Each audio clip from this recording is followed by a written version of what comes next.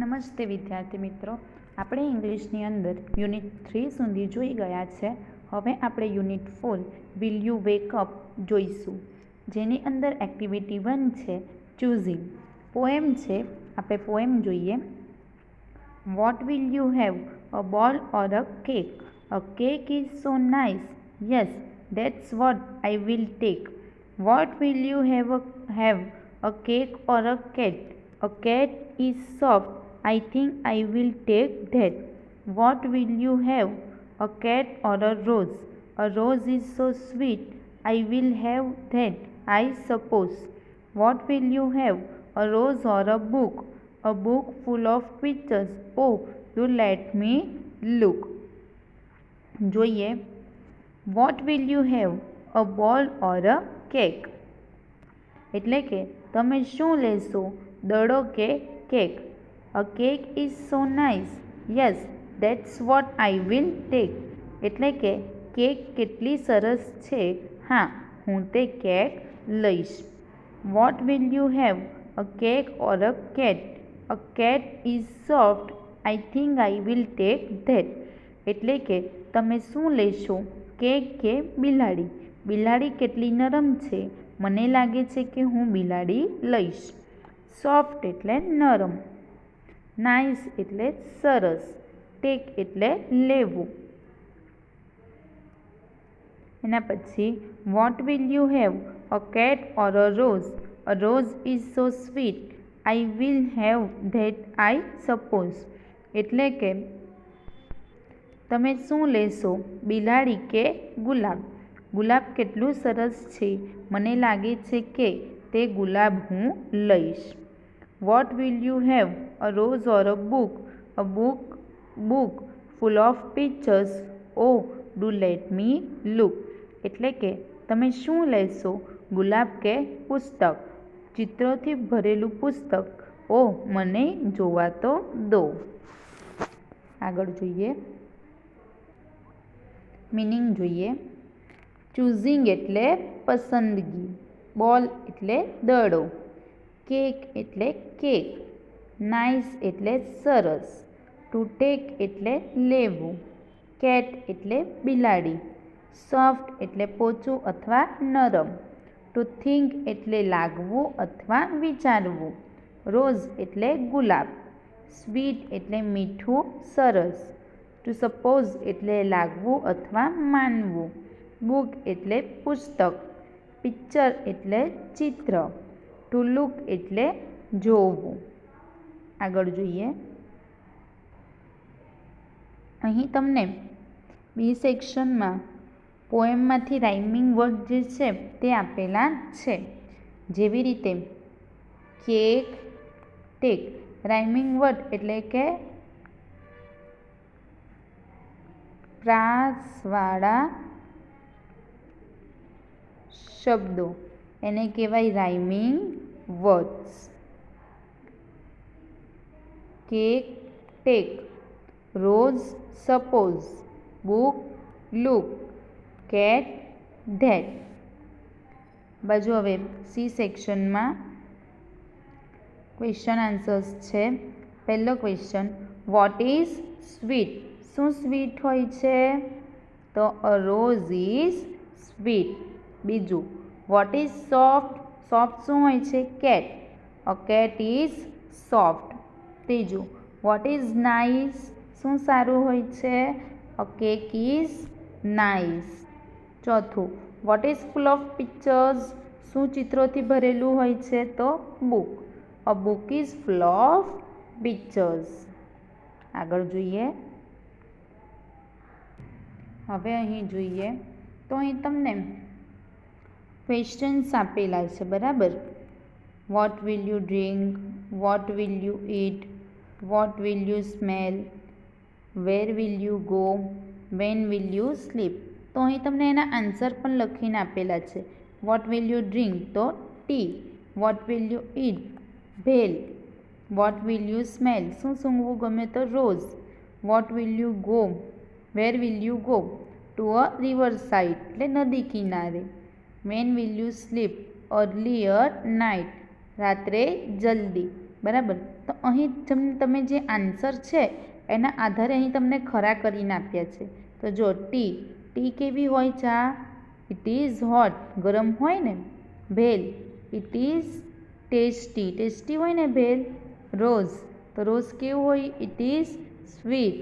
Two a river side, અહીં તમને option આપ્યો છે તેમાંથી તમારે લખવાનું કે તમને ક્યાં ફરવા જવું ગમે. તો અહીં લખ્યું છે ટુ અ રિવર સાઇડ. એના પછી વેન વિલ યુ સ્લીપ, અહીં પણ તમને ઓપ્શન આપેલ છે, બરાબર, કે તમે ક્યારે સૂવો છો. તો late at night, in the afternoon, early at night, તો અમે રાત્રે જલ્દી સૂઈએ છીએ. એ રીતે તમને ટીક કરીને આપેલ છે. આગળ જોઈએ. હવે આપણે જોઈએ કાઉન્ટ એન્ડ રાઇટ, ગણવાનું અને લખવાનું છે. તો અહીં આન્સર્સ તો તમારે લખેલા જ છે, બરાબર. ચલો, ક્વેશ્ચન 1 શું છે? How many square R there in the picture? Square એટલે ચોરસ. ચિત્રમાં કેટલા ચોરસ છે? તો જોઈએ 1 2 3 4 5 અને 6. તો થયા 6, બરાબર. એટલે કેટલા છે? 6 ચોરસ છે. ચલો, ક્વેશ્ચન 2 જોઈએ. How many triangles are there in the picture? Triangle એટલે ત્રિકોણ. કેટલા ત્રિકોણ છે?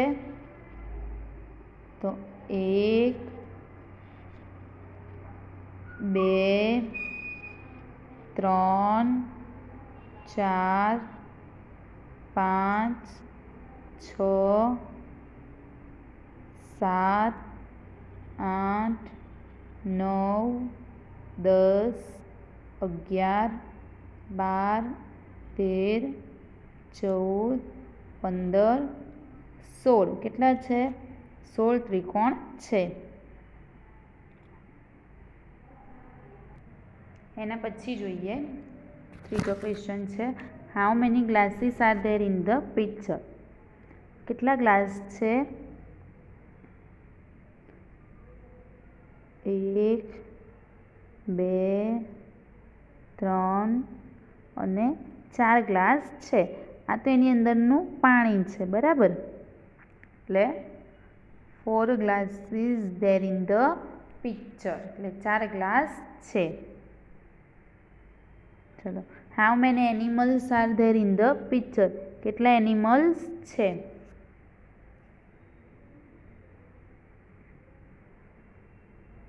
1 2 3 4 5 6 7 8 9 10 11 12 13 14 15 16 17 18 19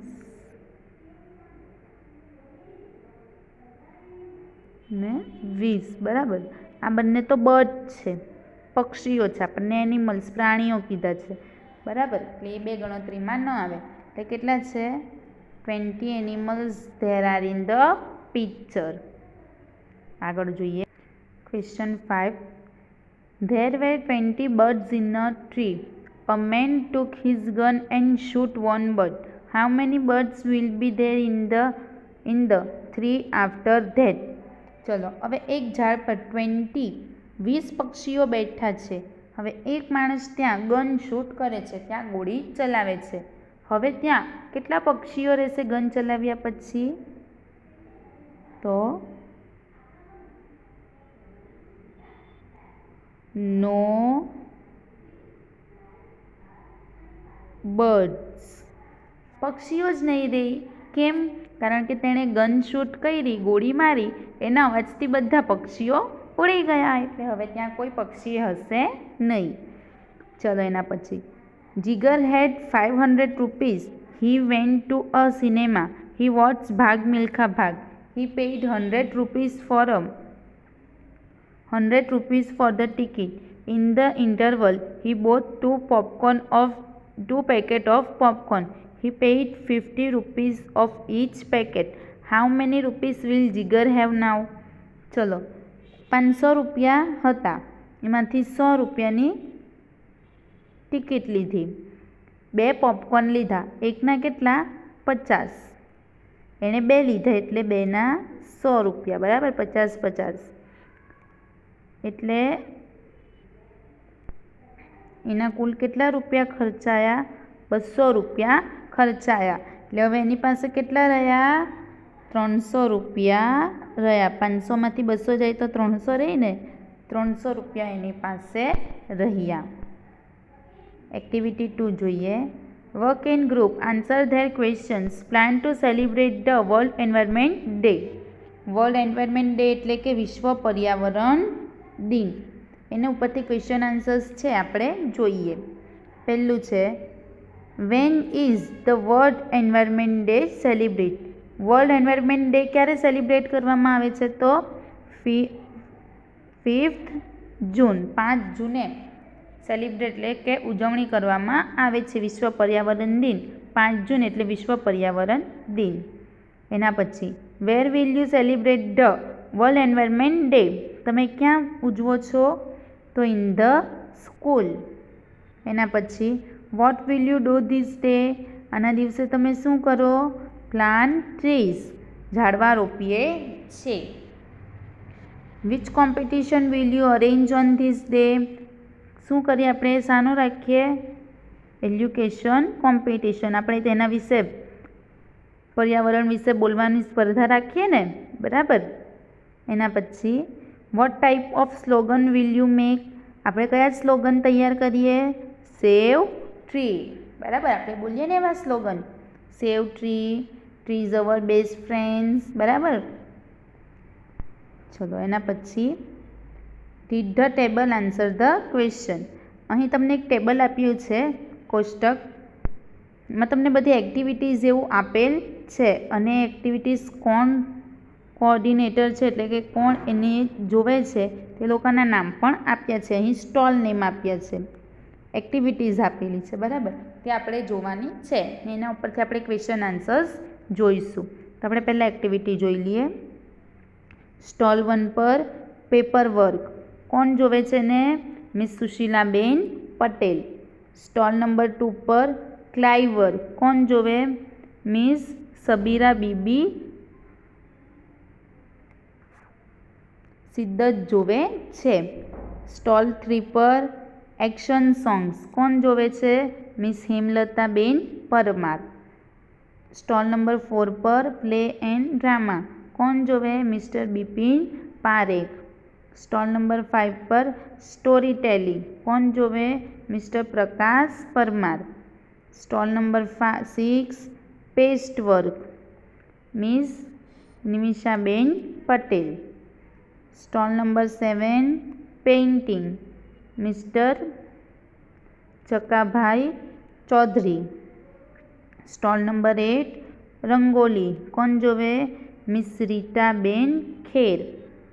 સ્ટોલ નંબર 9 સાયન્સ એક્સપેરિમેન્ટ્સ, કોણ જોવે? મિસ અનિતાબેન ચૌહાણ.